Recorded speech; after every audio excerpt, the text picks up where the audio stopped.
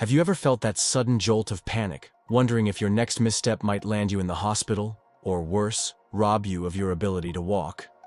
If you're over 65, this isn't just a stray worry. It's a very real threat I see every day as a podiatrist.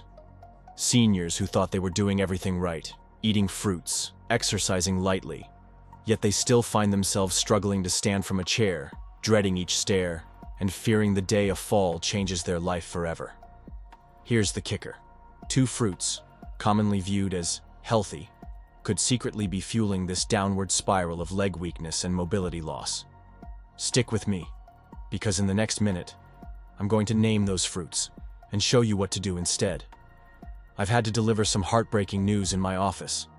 Some patients come in with foot infections that won't heal, all stemming from poor circulation and subtle dietary mistakes. Others arrive too late, facing partial amputations. The saddest part is that, in many of these cases, a small tweak, especially around certain everyday fruits, might have saved them from years of pain or devastating health outcomes. So, if you're serious about staying on your feet and preserving your independence, subscribe now and tap the notification bell. And if you've already felt that wobble or ache in your knees or hips, share your experience in the comments. I'll read and reply because no senior's question should go unanswered. Let's get straight to it. This is where most seniors go wrong. They assume all fruits are good, believing natural sugar is always better than refined sugar.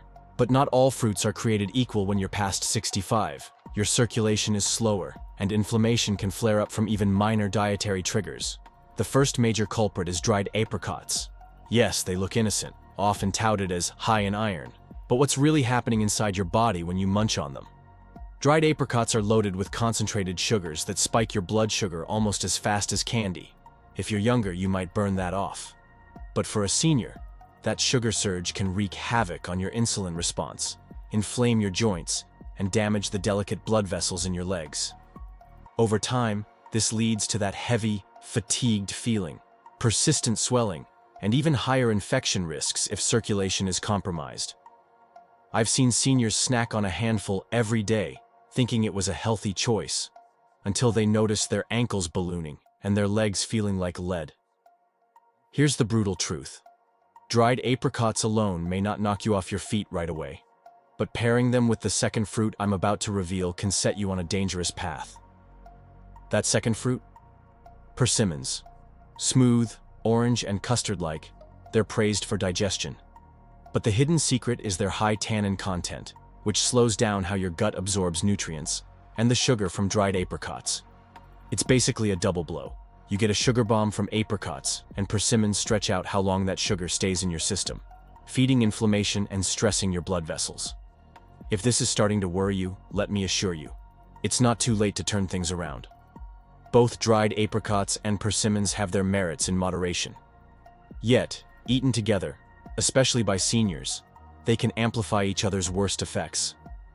I've known patients who use them in salads, fruit bowls, and smoothies, only to see their leg strength erode, knees giving out unexpectedly, ankles swelling more often, and even stubborn foot wounds that refuse to heal. It's a silent crisis until one sudden fall or infection changes everything.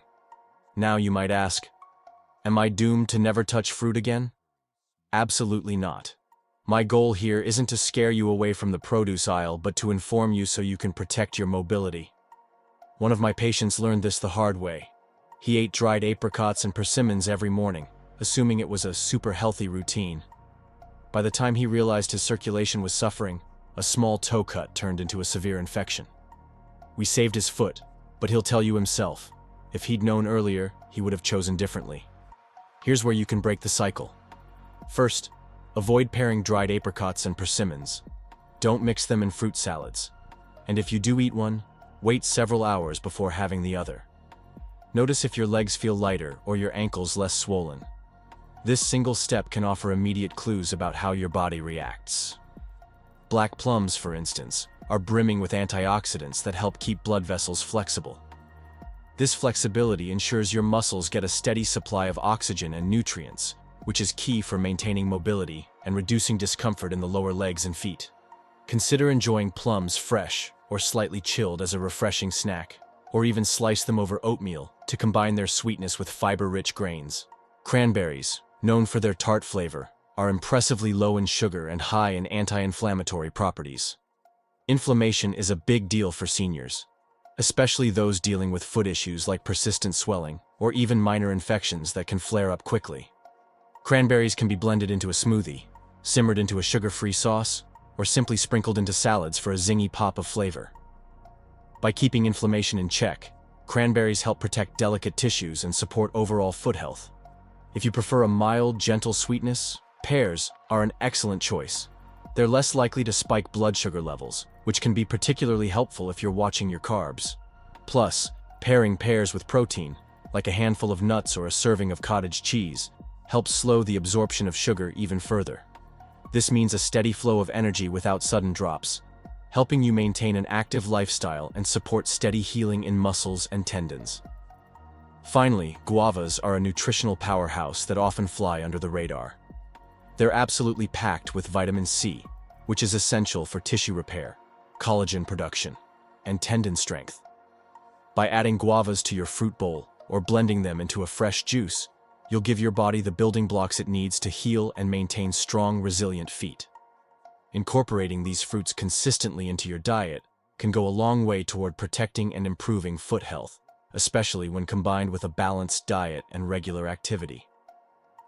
It's not just about removing what's harmful. It's also about adding in these nutrient-rich, foot-friendly foods that help you stay active, comfortable, and confident on your feet. Here's another powerful yet simple tweak. Always pair fruit with protein or healthy fats. Think a handful of walnuts or a spoonful of unsweetened yogurt. Doing this slows sugar absorption, making it less likely to spark inflammation. Some of my patients say it's almost miraculous how much better they feel just by balancing their fruit intake this way. The difference in leg cramps, morning stiffness, or even nighttime restlessness can be dramatic. Try it for a week. Drop the dried apricots and persimmons combo and pick from the safer fruits. You might notice fewer aches, less swelling, and maybe even better sleep. If you like to cook, toss pears and cranberries in your salads. For a quick snack, slice up a guava. These choices offer sweetness without feeding the inflammation that can sabotage your mobility. Now, I'm not a nutritionist. I'm a podiatrist. I witness what happens when feet and legs gradually break down, and I've also seen the emotional cost of losing independence. But I've also seen relief, optimism, and even a return to confident steps once people switch their eating habits. No, there's no magic cure. But targeted changes do protect what you have, and sometimes help you regain what you've lost. Don't tune out yet. There's one more critical piece. Thousands of seniors end up in the ER each year from falls, many never truly recovering. If you think it can't happen to you, remember it only takes one misstep on a weakened knee or inflamed ankle. By avoiding a simple fruit combination, you're already reducing that risk more than you might realize. So, let's recap the essentials. Dried apricots plus persimmons equals a potent mix of sugar overload and slow digestion, fueling chronic inflammation and fragile leg strength. Avoid or limit that combo, and instead stock up on black plums, cranberries, pears, and guavas, fruits that help circulation and joint health. Pair your fruit with protein or healthy fats to stabilize your blood sugar and curb inflammation. Trust me, you're far from helpless. Even if your body feels like it's not what it used to be, each meal is an opportunity to strengthen or weaken your legs. Close your eyes and imagine yourself 6 months from now. Climbing stairs without that fearful pause, waking up without an immediate ache, and walking confidently, unafraid of life-altering falls. Wait, don't leave just yet. Let me share one final tip if your legs have felt weak or unsteady. Take 30 seconds every morning before getting out of bed to rotate your ankles 10 times in each direction. Then, place both feet on the floor and do a gentle calf stretch by leaning forward. This short routine boosts blood flow, eases stiffness, and can prevent that wobbly first step of the day. Above all, remember this: your legs are your foundation. They carry you through life's everyday joys and keep you independent. Don't wait for a crisis or a devastating fall to decide it's time to change. Start now. And if you want to learn an even faster way to safeguard your mobility, watch this next video. It might be the most important decision you make for your legs all year. Stay safe, stay active, and stay informed.